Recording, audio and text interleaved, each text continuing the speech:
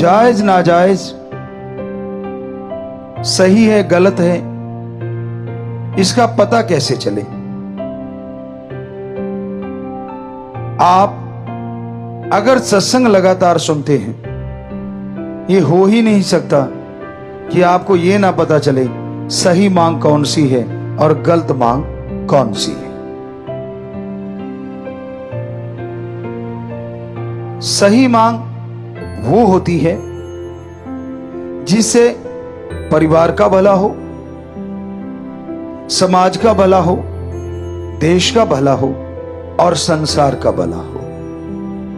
सही मांग वो भी होती है शरीर का भला हो, आत्मा का भला हो और दिमाग में शांति रहे, संतोष धन आए, मन ना भटकाए, माया ना छलिया बने, काम वासना क्रोध लोभ मोह अहंकार तंग ना करें। ये सारी प्रार्थनाएं जब की जाती हैं तो परमपिता परमात्मा की दरगाह में मंजूर होती हैं। इसके अलावा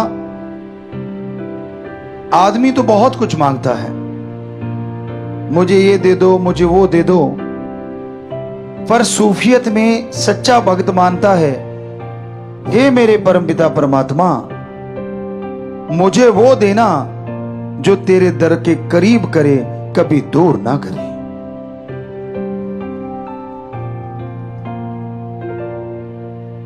बहुत धन दौलत आ गई लोगों के पास, ऐशो आराम के साधन हो जाते हैं और कमी ये आ जाती है कि वो परम पिता परमात्मा से दूर हो जाते हैं। तो आज यही कि मांगना कैसे है और किससे मांगना है। वैसे तो समाज में रहते हुए आप समाज से मांगते रहते हैं, लेन देन चलता रहता है, पर वो स्वस्थ तरीके से लेन देन हो। जुबान के पक्के बनो, और जो जुबान के पक्के होते हैं उन पे ही समाज में विश्वास किया जाता है, यकीन किया जाता है। जो जुबान के कच्चे होते हैं, घर वाले यकीन नहीं करते, समाज तो क्या करेगा। पुराने समय में हमारे भारत में यह संस्कृति रही है कि दो दोस्त एक दूसरे को जुबान दे देते थे छोटे छोटे बच्चों के लिए कि भाई अपनी दोस्ती है, तेरा बेटा और मेरी बेटी की शादी आपस में करेंगे ताकि ये रिश्ता और मजबूत हो जाए। तो दोनों हाथ मिलाया या यूं कह दिया कि हाँ पक्का, और फिर 100% वो पक्का होता था, उसमें कच्चापन नहीं आता था।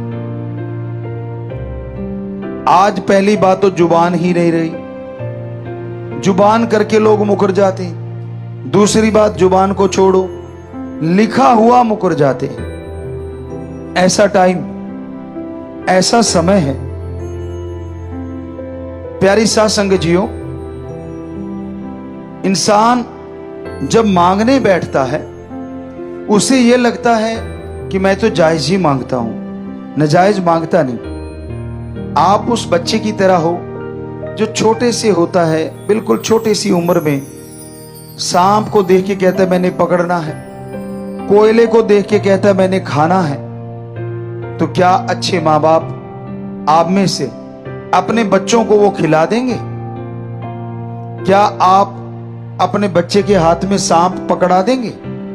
कभी नहीं। तो परम पिता परमात्मा तो आपकी आत्मा का मां बाप है, आपकी आत्मा का साईं है।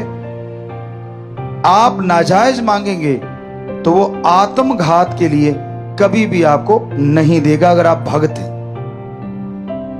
और अगर मालिक को लगता है कि आपके लिए सही है, लगता नहीं, वो तो जानता है, तो पल में वो आपकी इच्छा चुटकियों में पूरी कर देगा। पर कई बार होता है आदमी कहते ये मांग तो हमारी सबसे श्रेष्ठ और जायज, आप नहीं समझ सकते। वो मांग जायज है, सर्वश्रेष्ठ है, 100% सच, और मालिक अल्लाह राम 100% पूरी भी करता है, लेकिन थोड़ा आगे पीछे होता है, तो उसमें घबराओ नहीं, बल्कि सुमरन, अखंड सुमरन सेवा में लगे रहो, इबादत करते रहो, भक्ति करते रहो। तो यकीन मानो वो भक्ति के बदले आपकी वो जायज मांग ही पूरी नहीं होगी, भक्ति का फल भी आपके अकाउंट में जमा हो जाएगा, क्योंकि उसने इस बहाने आपको पता नहीं क्या क्या बख्श देना है। आप अपने सतगुरु से प्रीत करते हो, यानी ओम हरि अल्लाह राम से या गुरु पीर फकीर से प्रीत रखते हो, उसके लिए तड़फते हो और सुमरन करते हो कि मेरी क्यों नहीं सुनता, वो सुन रहा है और यकीन मानो 100% सुनेगा। लेकिन आप सुमन कर रहे हो, उससे वो आपके कुलों का उद्धार किए जा रहा है, जो आपको पता नहीं चलता। आने वाले बुरी वक्त की तपिश से वो आपको बचाए जा रहा है, आने वाली तेज गर्म हवाओं से वो ढाल बन के आपके सामने खड़ा हुआ है, आने वाले बुरे वक्त से सुमरन करवा के आपको वो धुरी का दाना बनाना चाहता है, जिस पे चक्की घूमती है, सारे दाने पिस जाते हैं, लेकिन वो जो धुरी के साथ, वो जो किल्ली के साथ, वो कील के साथ जो दाने लग जाते हैं, जिस पे चक्की घूम रही है, पत्थर उठा के देखो, वो दाने ज्यों के त्यों बच जाते हैं।